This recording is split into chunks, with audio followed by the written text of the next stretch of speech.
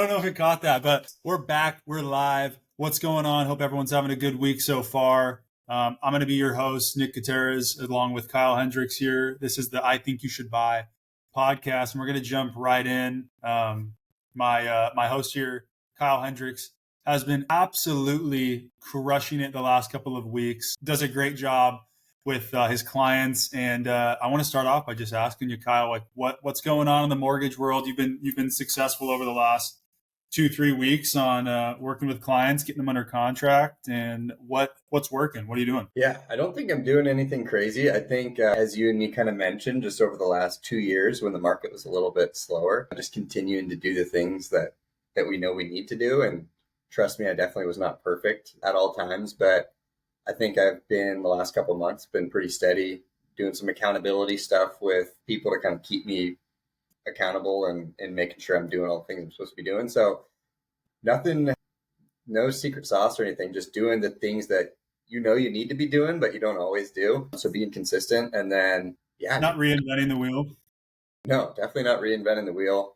Just being consistent and just educating people, like letting them know, hey, I just think we're in like a golden opportunity zone. I don't want to keep saying the same thing, but I just think the market for buyers right now is awesome with the little bit of relief we've got in rates. I'm still getting to be able to do. I won't go too deep into it, but I'll just pick one example. Some buyers that I met I think in February, they weren't ready yet. They had some things they had to do, just kept in touch with them constantly, which I think is so important in this business. Not like, oh, you can't buy right now. Okay, see you later. And then never talk to them again, like a lot of people do. Just taking that extra 5 minutes every couple of weeks and checking in with them. Be like, hey, how are those things that you're working on going? Is there anything I can do to help? And then boom, all of a sudden in July, they're like, hey, we're ready to go. We don't know how much we're going to be able to get pre-qualified for, but let's try it. Ended up being way more than they thought they could. And we just got them under contract, $100,000 brand new remodeled home. Like, it is beautiful, like a beautiful, beautiful home in Tacoma. Getting down payment assistance, a big chunk from the seller as well.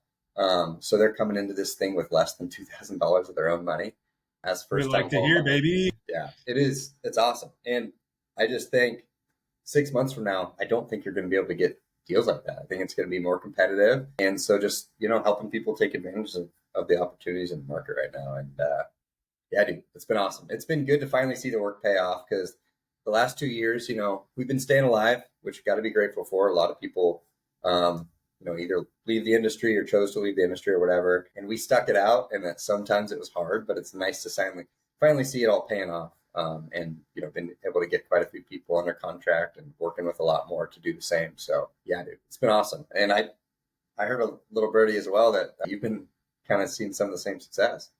Yeah, man, the market's heating up, which is like it's cool to see, and buyers taking advantage of what rates are doing. So it's all we can ask for. We have similar clientele where we got first time home buyers, maybe move up buyers buying their second or third home.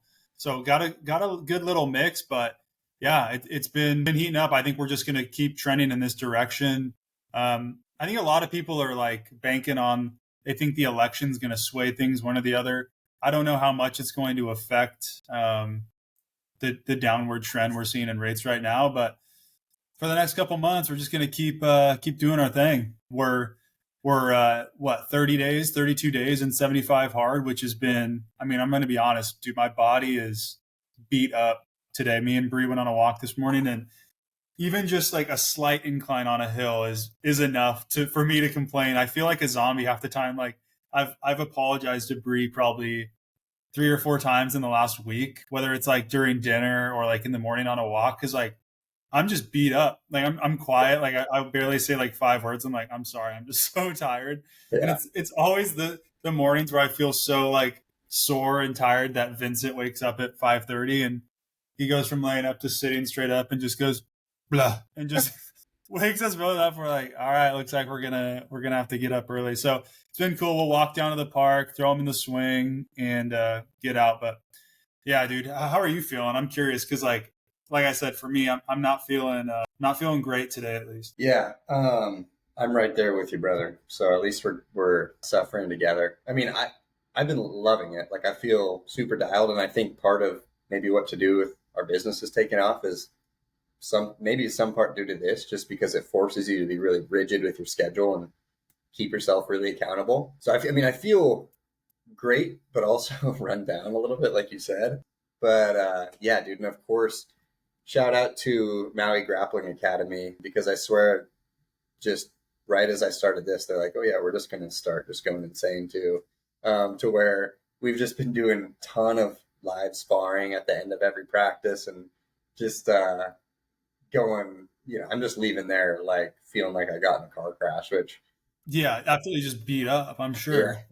which I love. Like, don't get me wrong, I absolutely love it. But it's just on top of the additional workout every day on top of that we're having to do as well. It's been a lot, but I think part of the challenge is eating really healthy, eating really clean.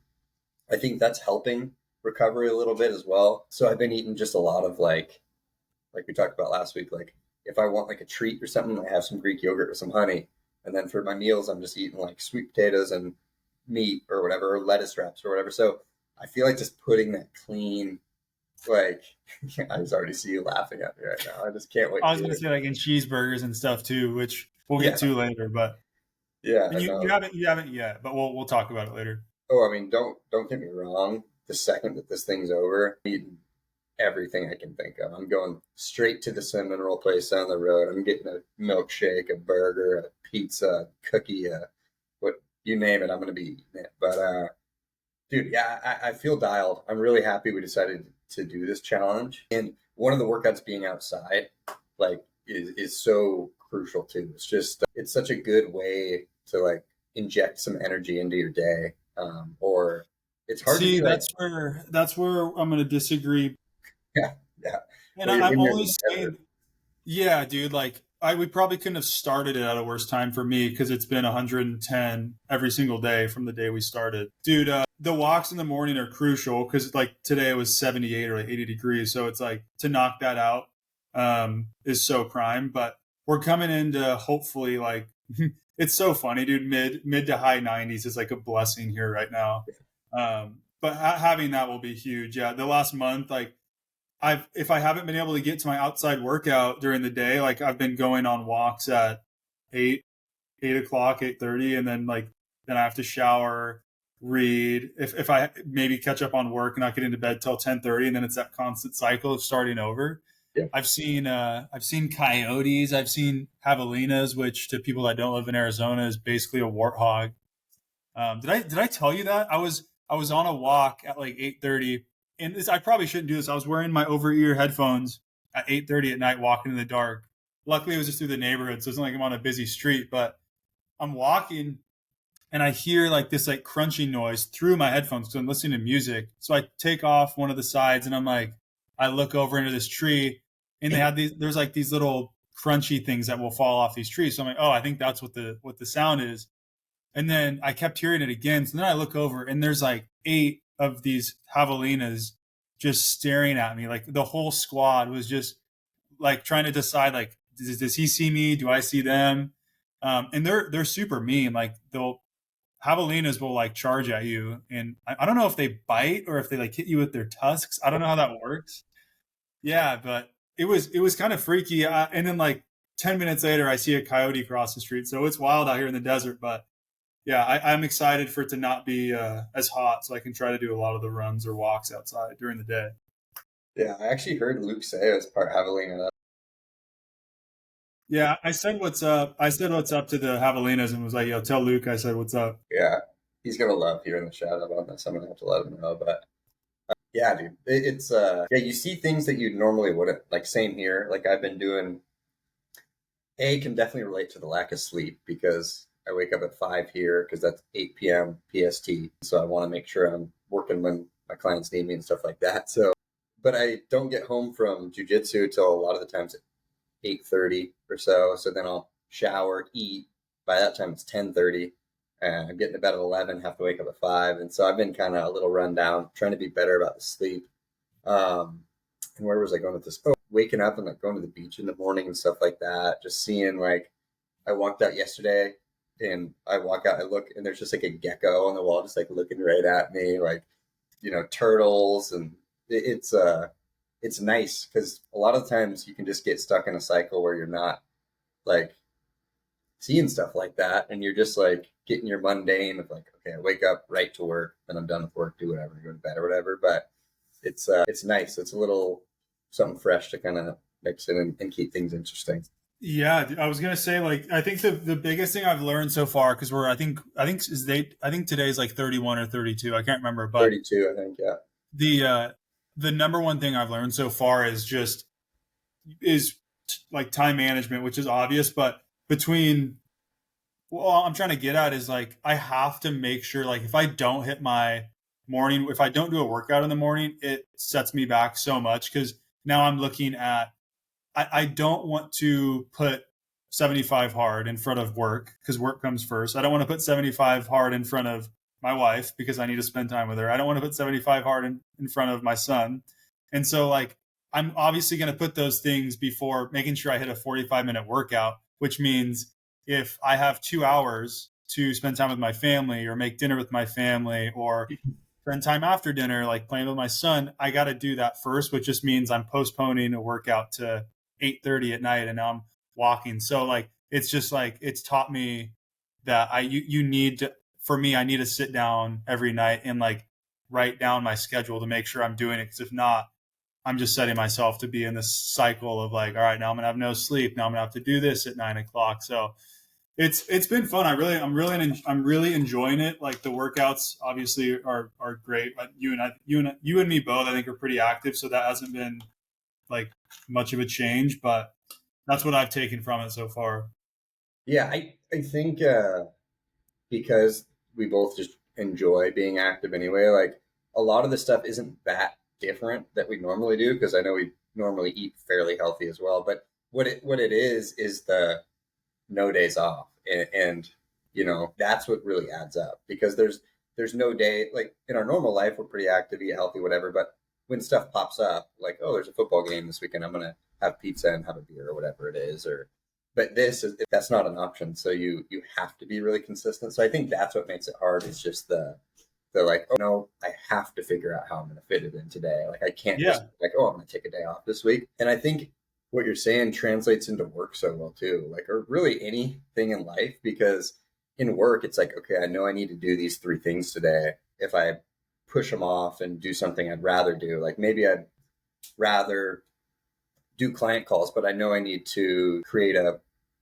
Instagram post about a recent closing or whatever. I'm just making stuff up. But when you push off the stuff that you don't want to do, it kind of has a trickle down effect and it's negative, right? So same thing with work or life or just doing the stuff that you know you need to do and getting it out of the way just kind of builds that positive momentum rather than pushing stuff off, which builds negative momentum and can set two completely different trajectories. So I think it does carry over a lot into kind of all facets of daily life, which has been really cool. yeah, 100%, dude. It's been fun. I'm glad we're doing it together, and it'll be cool to look back on, especially to see like what once we're done with the full 75 days, what we can say like was the biggest benefits of doing it.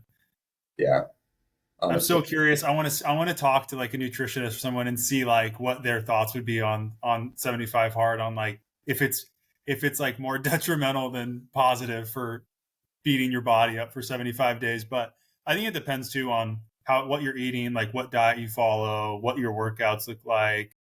So You got to eat a lot because like I've been eating healthy, but I've been eating a lot because you're burning so many calories, like and being so active that if you're not eating enough, it negatively. That's what makes you feel a lot of the run down and stuff like that. You're not if you're driving a lot of miles, you got to put fuel in the car, right? So, and in this case, it's good, healthy, clean fuel. So typically that has less calories, so you got to have more of it. And so that's luckily I like to eat, so that part yeah, hasn't been yeah, hasn't you and been a me huge both. problem. Yeah. So I always tell people like that's 70% of the reason I work out is because I love to eat so Like to much. eat 100%. Yeah, So you got to work for it. yeah, That's what they did back in the day. You went and scavenged and hunted for your food. We're just doing the same thing a little differently. But I I'm gonna go right into my buy. It's top of mind because I was thinking in regards to time management. Got Apple Cup on Saturday, And so it's like I have to plan out. I gotta go on an early workout Saturday morning, watch the game, and then I'll try to do something in maybe Saturday night for my second workout. My buy is just Cougar football. We're back, and we got a huge game this weekend against the Huskies, which probably one of the worst schools I've ever been to. Not only that, but fan base as well. Just kind of, I don't know. That's up for viewer discretion on what their thoughts are there, but should be a good game, and we got a good little squad. Also today, the Pac-12 is back. We're staying alive. We're doing a little recruiting right now, so we'll see what happens. We got 6 schools now. I think we need to get to 8 for it to be official, but Yeah. things are looking good, man. That's my buy. Is the Cougs Pac? I love it. And yeah, I think we're picking up like for 7 and 8 for the schools. I heard like Alabama and Clemson probably. So Yeah, actually, they're on the fence. We'll see if they actually follow through. yeah, no, but in all seriousness, the last time that I watched the Apple Cup here in Maui was the time that we won a few years ago and in dominant fashion. So I'm thinking, I mean, this could just be my delusional hope as a Coug fan that we often have, but I think we got a good shot. And I'm going to the same bar to watch it with me and Jasmine just got into the Hawaii like alumni chapter officially. What does that mean? Like, what does that entail? Do you have to do anything? Not really. We had to like sign up for some things or whatever, and then we got put in like a Facebook group and all that. But they go and watch this. There's a Coug bar, literally a 5 minute walk down the street from where we live. Just so happens to be. We run deep, baby. Yeah, we do run deep, and so all the alumni go and we watch the games there, and that's where we watched the last Apple Cup, and it was so fun. We had like a big squad. We all take a picture every time with the flag and all that, and reserve a big section of the bar, and they have like prizes and drawings and raffles and stuff. It's fun. Heineken Zeros are going to be running deep there too. I Yeah, heard. the NA beer. I'll definitely have to have one just in honor of the squad on Saturday, and it's at 9:30 a.m. here, so they're opening the bar early just for the Cougs, which is sick. It's a must. Of course they are. Come on. And I've got my buys written down here, which that was one that I was going to think of, but you stole it, so I gotta. Dude, I'm gonna give a big shout out to a homie of mine, Jordan Barnes.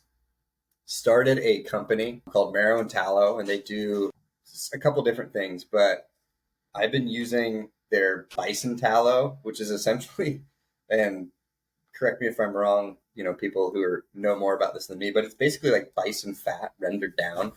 And it's like this big kind of craze that's been getting popular for as a skin product. There's literally like, that's like essentially the only ingredient. And I've been using that on my skin, and dude, I love it. It's just been really good, and it's like super natural, and I've been really loving that. I just think it's badass because everybody is always like, oh, it'd be cool to start my own company, or cool to do this, or I would love to do this, but life gets in the way, or you don't have it. Like it just doesn't happen.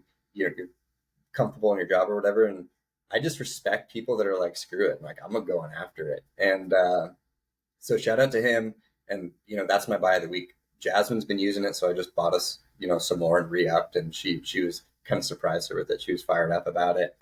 And so yeah, he's my buy of the week. Shout out Jordan, keep doing your thing, and dude, it's a great product, and I just think it's cool when people are like, hey, I'm gonna figure it out, start a company, and he's doing big things. So I love it, dude. Shout out Jordan. I don't know him, but he's got a shout out for me. I'm gonna have to try some. yeah, dude, Um, sure. my sell is I'm gonna sound like such a boomer, but it's food that is like I guess just food in America that's just blasted with all these artificial ingredients and things that got like seed oils and stuff. I'm only saying this because with us doing 75 hard, I've been trying to eat super clean. And Bree and I just had this conversation how it's just so funny in America where it's like, oh, you want like organic or natural food? All right, that's going to be $5 more than if you just buy the other thing on the shelf. So it's like, it just cracks me up how we label like it, we the access to like clean, healthier food you have to pay more for when Yeah. it's like, why aren't we just making this accessible for everybody to purchase? Why So isn't that the norm, and you have to pay extra for the shit like the junk right. food? So my example is we're buying eggs, and it's called, I think it's Vital Farms. They have like organic eggs where they feed the chickens organic feed, which is just like, I'm not going to get into the thick of the details, but it's like, or you can buy the other carton of eggs, which is like $6.99, or we can pay $12.99 for the organic. Right? We want good eggs. Like, and you can tell like the yolk is like Oh, dark orange compared to buying the cheap ones. It's like, yeah. it's night and day. But we're like, we're buying 24 eggs a week. Bree and I eat a lot of eggs, and we're like, we're spending $26 on eggs. Like, it's just ridiculous. So again, I know I probably sound a little boomery, but that's my sell, man. I'm fed up. I'm fed up with the egg scenario. Yeah, dude, that's my ultimate goal in life is to just have a little chunk of land, and have chickens, have like a cow and some animals and a little like homestead garden and stuff like that. It doesn't need to be much, but just enough to where a lot of my daily stuff that I'm eating it can be producing myself. We've had chickens growing up, both at my dad's side and my mom's, and yeah, you crack open a fresh egg from one of your chickens versus one at the store. It doesn't look like the same thing. It looks like No, that's one's made in gross, man. it looks like one's made in a factory and it's fake or something. Like it is, Yeah, it's crazy the difference. So I can agree. We could do a whole episode on all that. But my cell this week is pretty specific, but it's hot sand at the beach, dude. Like middle of the day, like you'll get to the beach get to the beach or something like that, and you just kind of forget. You take your sandals off and start walking, and you get like 20 yards out, and then you're on sand that's been getting beat by the sun all day, and you're like, oh, and you either have to like run to the water or run back off to the grass. And sometimes like it's like you walk in your flip flops, and you're like, oh, sand flip flops sucks. You take them off, and then you're like, holy. And yeah, it hurts. dude, it hurts. That's my sell of the week because I kind of singed my feet. And Sounds painful. yeah, it is what it is. It's my fault, but easy sell of the week right there. But dude, we did it. We're kind of at time here. We did it. Yeah, thanks for tuning in, everybody that is watching. And we should have some more some good drafts, some good episodes coming out in the next couple of weeks as well. Leave Yeah, your comments below on what you guys are feeling. We want to learn some more about housing. We want to hear more Seahawk talk. We're here to please the audience. So yeah, love what I'm seeing from the squad so far. Mike McDonald, you have my blessing. And with that, we'll see you next week, and hopefully it's still all good things, Cougs and Seahawks. So yeah, 100%. Yeah, thanks for tuning in. We'll see you guys on the next episode. cheers, brother.